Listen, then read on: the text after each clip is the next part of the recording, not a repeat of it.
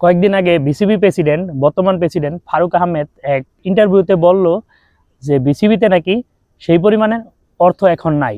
বাংলাদেশের বর্তমান সার্বিক পরিস্থিতিতে বিসিবি চাইলেও যে বিপিএল এর জন্য অনেক কিছু করতে পারতেছে না আর্থিক সংকটের কারণে। তো যেই বিসিবি আর্থিক সংকটের কারণে ভালোভাবে কোনো কিছু বিপিএল আয়োজন করতে পারতেছে না, সেই বিসিবি কিভাবে 3.5 কোটি টাকা দিয়ে একটা শিল্পীকে এনে মানে মিউজিক ফেস্টিভ্যাল করে, শুধু একজনের পিছনে, একটা টিমের পিছনে 7 কোটি টাকা তারা প্রচারণার কাজে ব্যয় করতেছে। সেই 7 কোটির 3.5 কোটি টাকাই ব্যয় করছে রাহাত ফাতে আলী খানের টিমের পিছনে।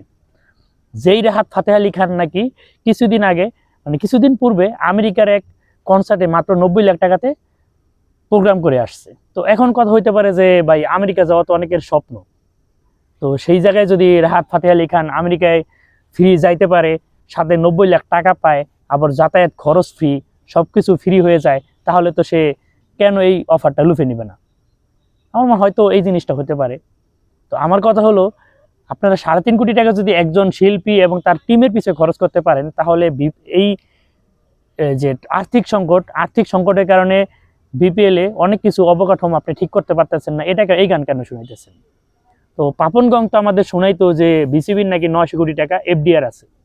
তো সেই 900 কোটি টাকা এফডিআর, সেই 900 কোটি টাকা থেকে নাকি পূর্বাচলে সেই স্টেডিয়াম করার কথা। তো পাপন গং তো আর ওই টাকাটা নিয়ে যায় নাই, তো ওই টাকা তো আছে নাকি? ওই টাকাটা আপনারা পাপন গংয়ের মতোই যে যার মতো এই 3.5 কোটি টাকা, যে 90 লাখ টাকার শিল্পীর পিছনে আপনারা 3.5 কোটি টাকা ব্যয় করছেন, এরকমই মানে টাকাটা নিজের মতো করে ব্যয় করছেন, টাকাটা বিসিবির কিন্তু খরচটা করছেন আপনারা আপনাদের মতো, এরকম হইতে পারে না?